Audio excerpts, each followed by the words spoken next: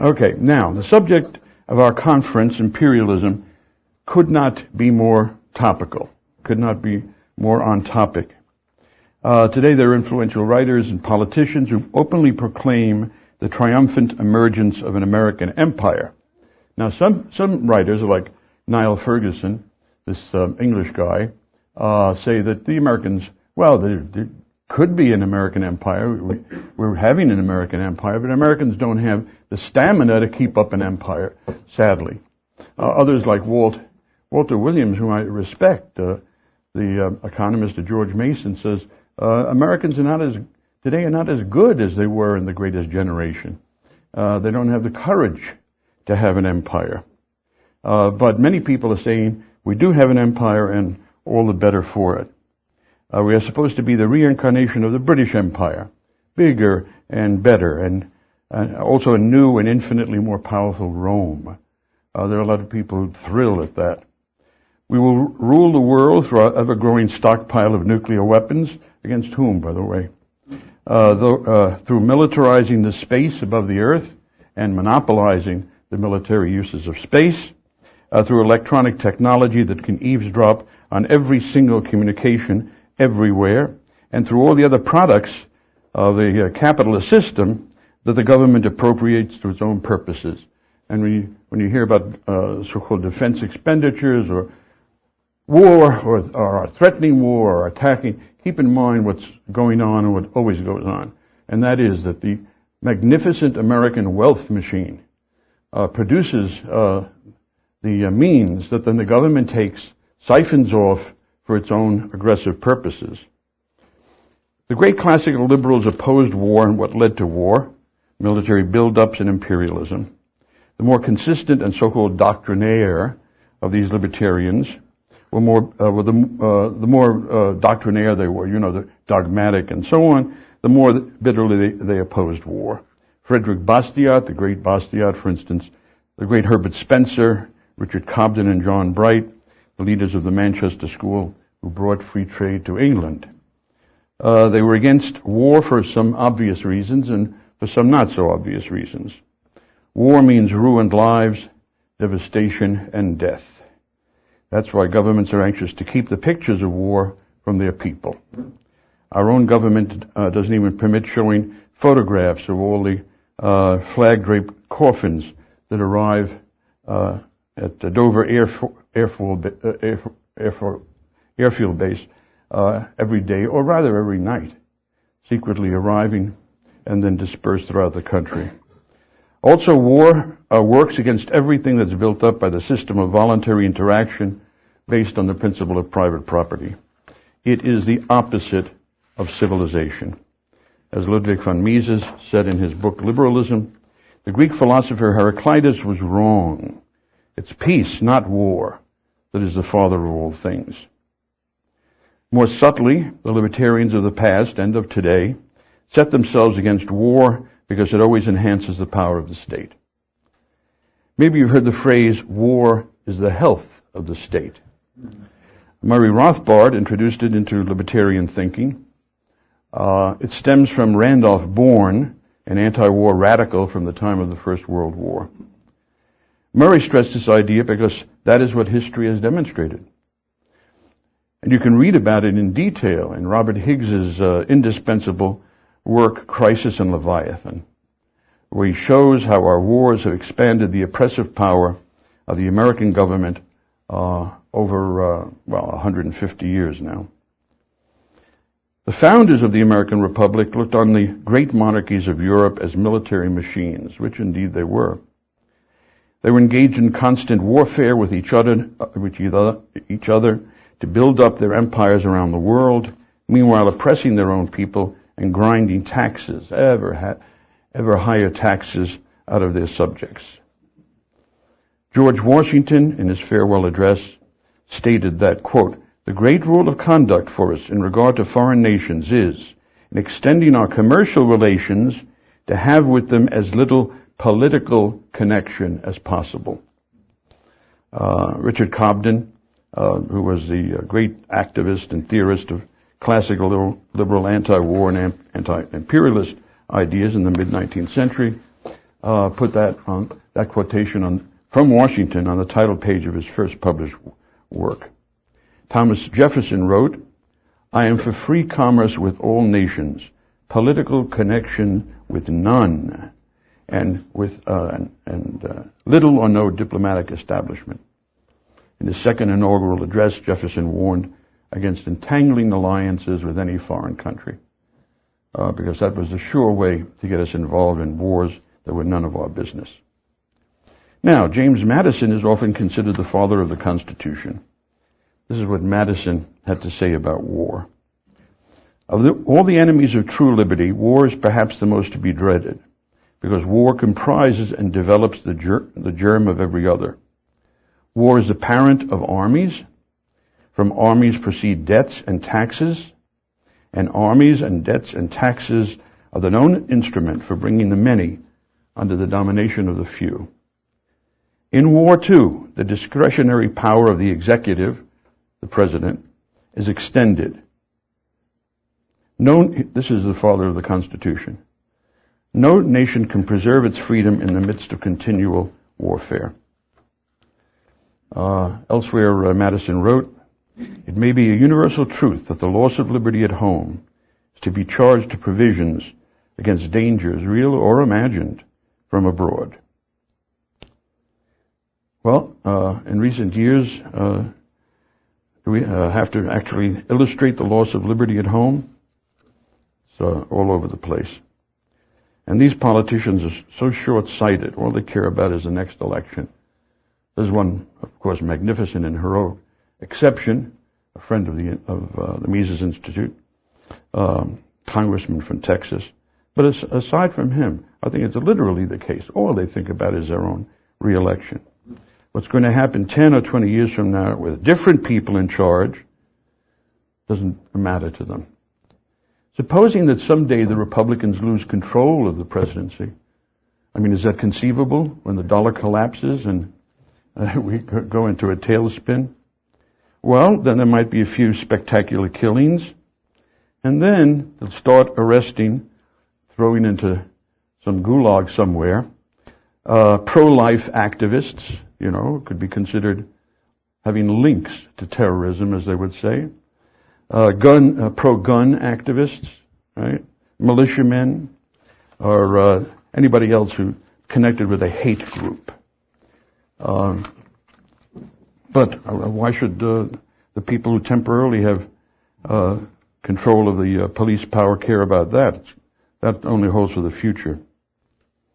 So this view of the dangers of war and the dangers of extending the power of the presidency was shared by other founding fathers. It is no accident that the power to declare war was vested in Congress. That's what Article 1, Section 8 of the Constitution says. Congress shall have power to declare war. The President was Commander-in-Chief only in the sense that once Congress declared war, he would be responsible for deploying the armies. This principle was so firmly established and so well understood that even power-hungry presidents like Woodrow Wilson and Franklin Roosevelt felt compelled to go to Congress for a declaration of war. This was after they had maneuvered the country into war, but that's a different question. I can't go into that. I'm probably the last of the real Roosevelt haters, and it would take too much time. But now we have so-called conservatives, self-styled believers in the strict construction of the Constitution, who say that the president may, just on his own, attack, bomb, and invade any country he feels like. Some conservatives, some strict believers in strict construction of the Constitution. This policy of neutrality and non-intervention was the golden rule of American foreign policy until the end of the 19th century. And under this policy, under this minding our own business, this America became an economic powerhouse, the economic powerhouse. Stupor mundi, the wonder of the world. We didn't send armies or bombers or foreign aid to other countries.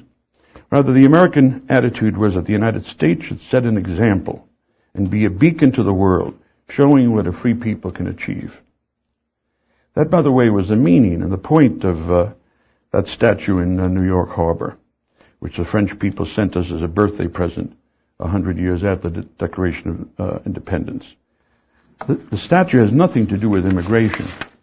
That was Emma Lazarus' poem that was tacked on afterwards. The name of the statue is Liberty Enlightening the World. That's why she's carrying the torch. So it was not the policy of invite the world, invade the world. It was simply acting as an example to the world. There were wars, of course, in the 19th century.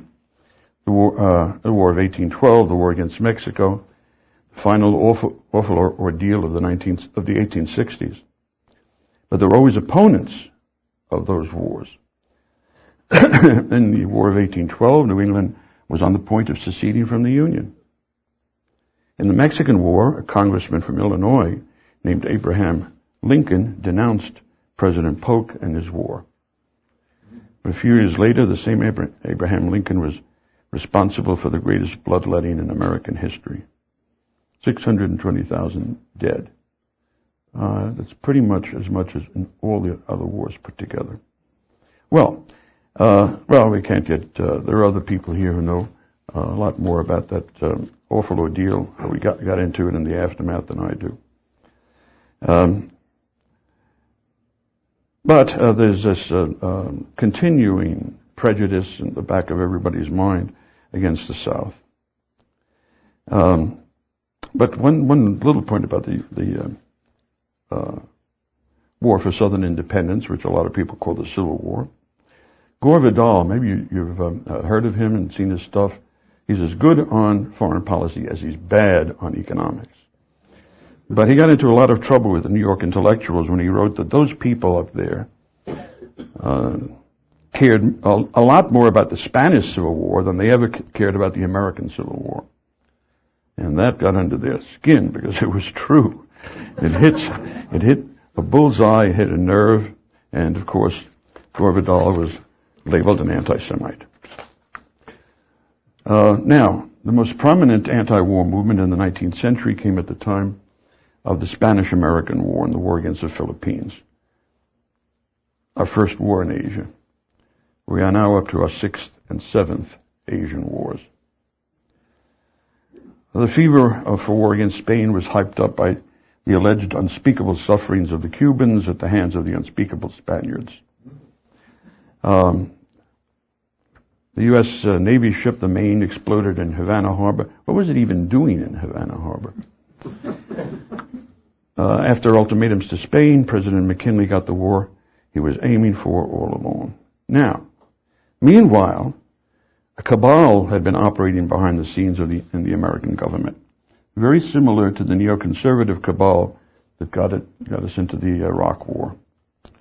It included Theodore Roosevelt, the effective head of the Navy, John Hay, the Secretary of State, Henry Cabot Lodge, a leading senator, and Alfred Thayer Mahan, the top theoretician in the Navy Department. Mahan is an odd bird. He was very influential. He was not a fighting man. He was a bureaucrat.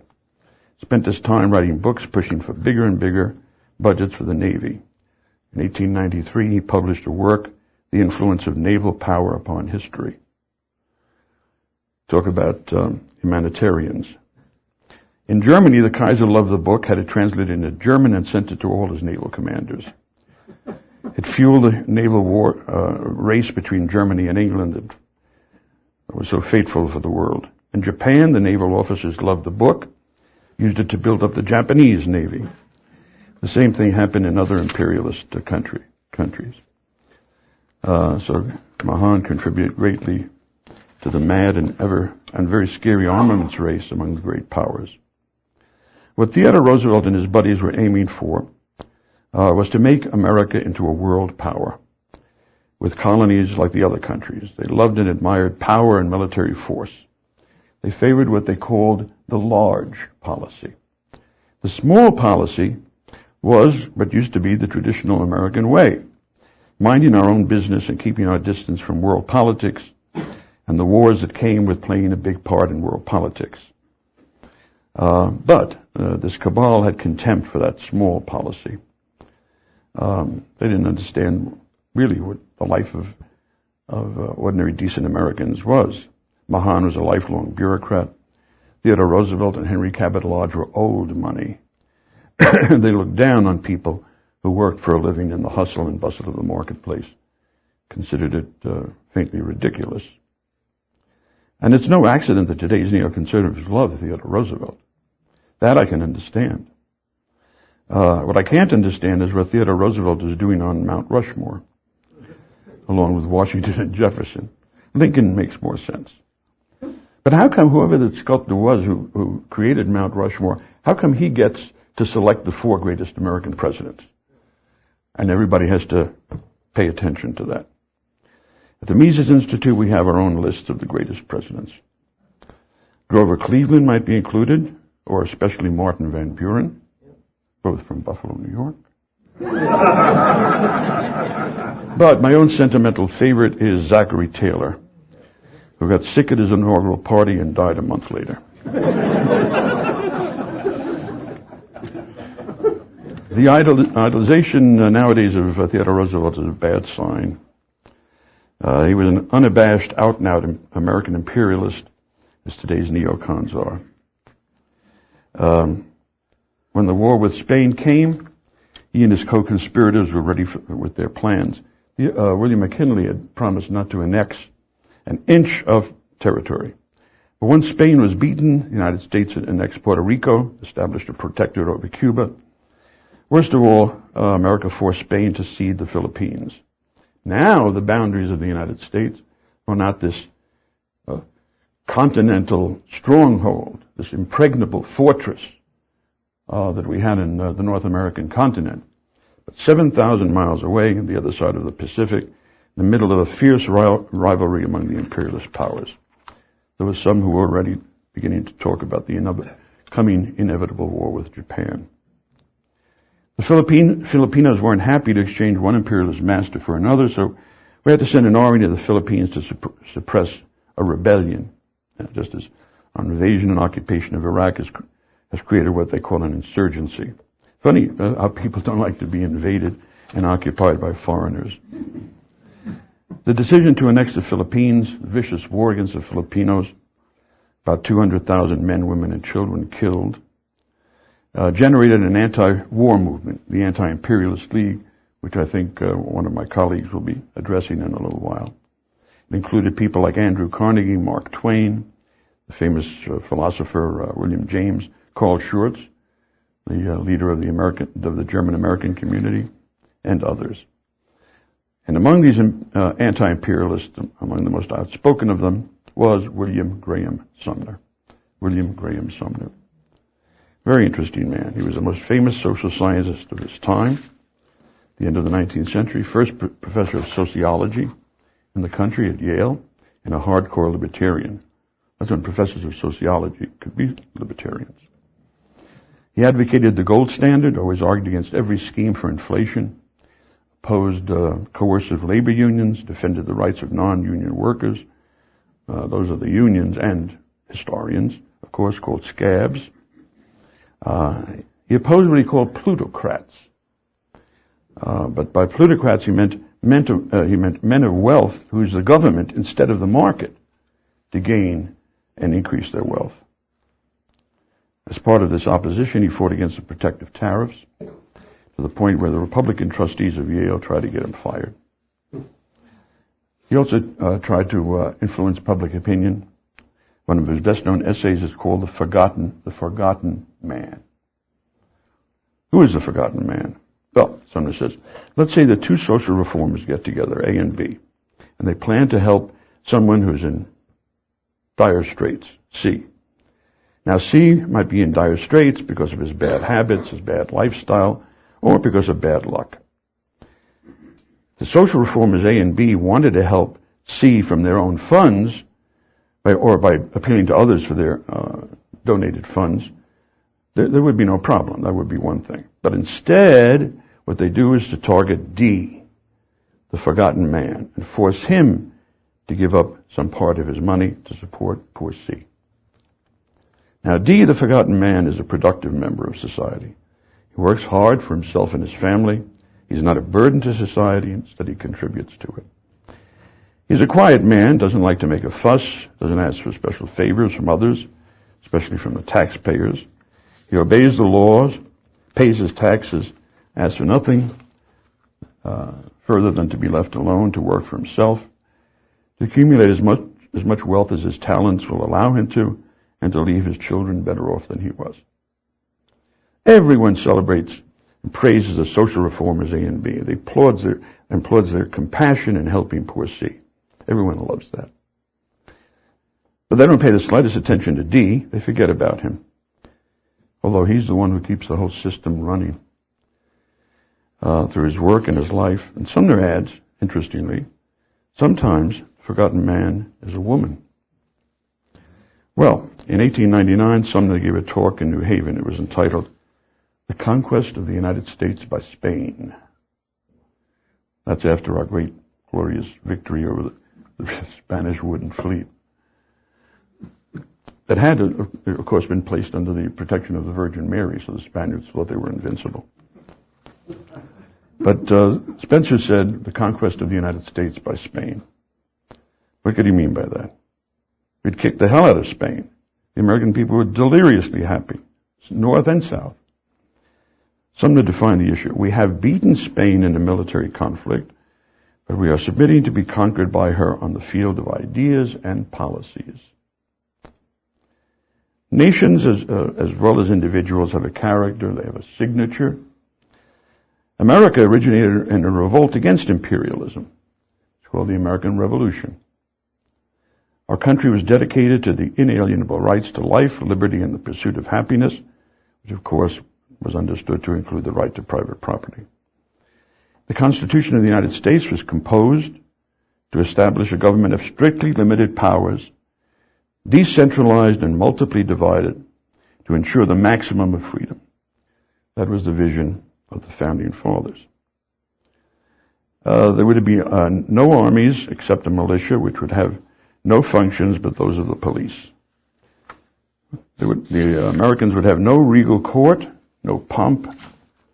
There was no grand diplomacy because the Americans intended to mind their own business and not be involved in any of the intrigues to which the European statesmen were accustomed.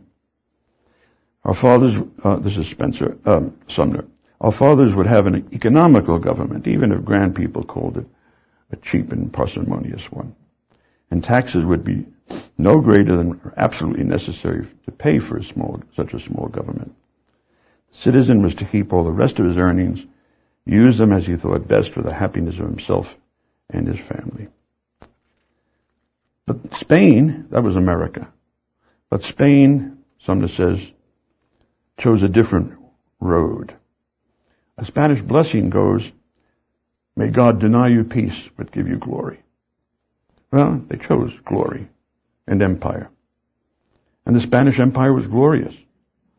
It was the first empire of which it was said that the sun never set on it, from one end of the world to the other. And with glory and empire and world power came the necessary concomitants. I mean, there's an inevitability about these things. Endless war and expenditures for war, putting down insurgencies, like the revolt of the Dutch people, for instance. Debt and inflation, confiscatory taxation, national bankruptcy, and in time, decline and fall.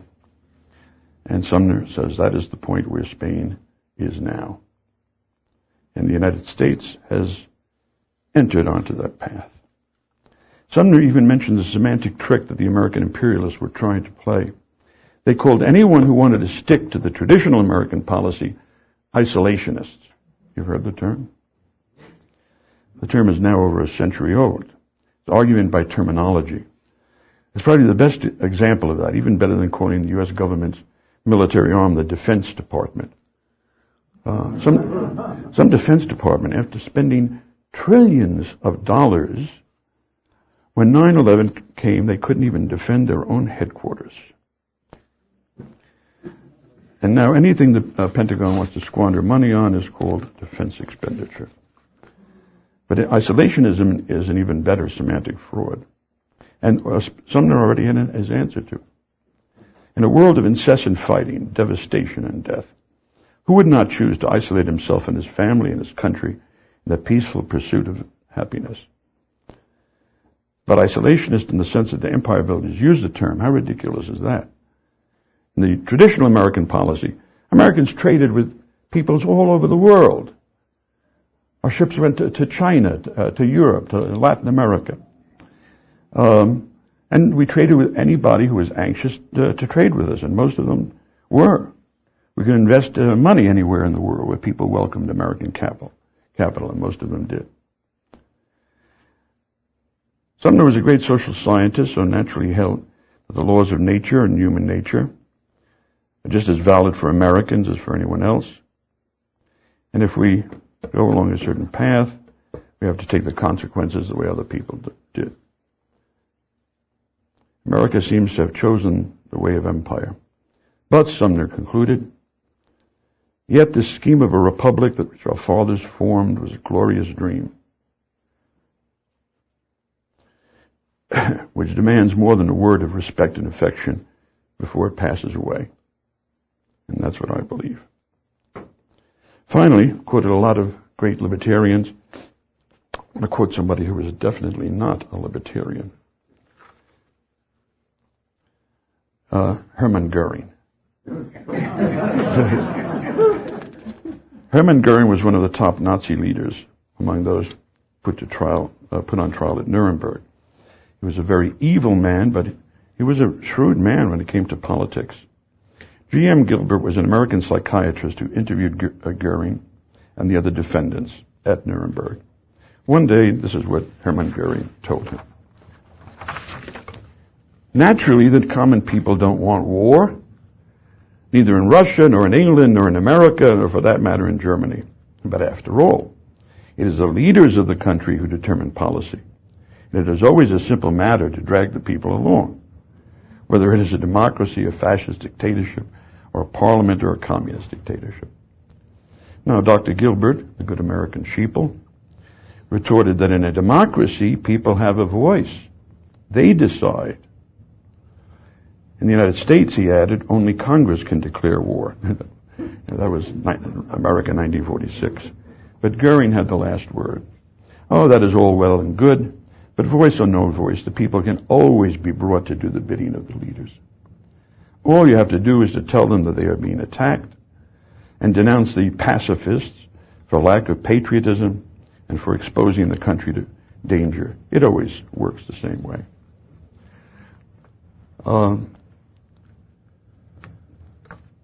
The thing to keep in mind, I would say, is that we should remember that they are liars, that they consistently lie. Machiavelli knew that. He said, the people go by appearances rather than reality, so the leaders can fool them into anything. Just one and they lie about big things, they lie about small things. One small example, except it's not a small example to his family.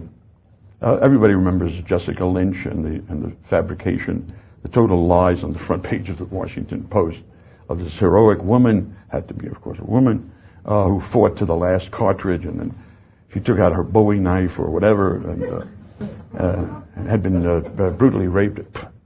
Turned out to be, when she finally regained consciousness, total nonsense. It never happened. The other poster child of their wars was Pat Tillman, okay, famous young football star. And he had been drafted by some team. He was set to make a fortune. Instead, he volunteered to fight against the Taliban in Afghanistan as an Army Ranger. And his brother, Kevin Tillman, volunteered at the same time. Now, Pat Tillman was killed. The Pentagon story, first, as soon as they got the news, they burned his gear, they burned his diary, that is, the Pentagon did. And they told his family and they told the public he'd been killed, again, fighting against the Taliban to the last cartridge, using the butt of his, whatever. But a real hero, a real American hero. Let's roll, okay? And it was only weeks afterwards that the Pentagon, which knew about it from the very start, told the parents what actually had happened. He'd been killed by so-called friendly fire. Had been killed by his own men by some stupid mistake, the kind that always happens in war. Now, a few days ago, and his father denounced the Pentagon for lying to the family and having him buried under false pretenses. And now you can imagine how the mother and father feel about something like that. And now his brother, Kevin, who's left the Army Rangers, has denounced not only what they did to his brother Pat, his older brother Pat, but the whole war in Afghanistan, the whole war in Iraq, saying that all of it was based on a tissue, immense complex tissue of lies. So that's what I would leave with you. When you hear the imperialists and their apologists talk, and the media are total accomplices, they just report. There's the stenographers rather than reporters. There's report that the government releases to them. When you hear all that, then just keep in mind they're all liars. Thank you.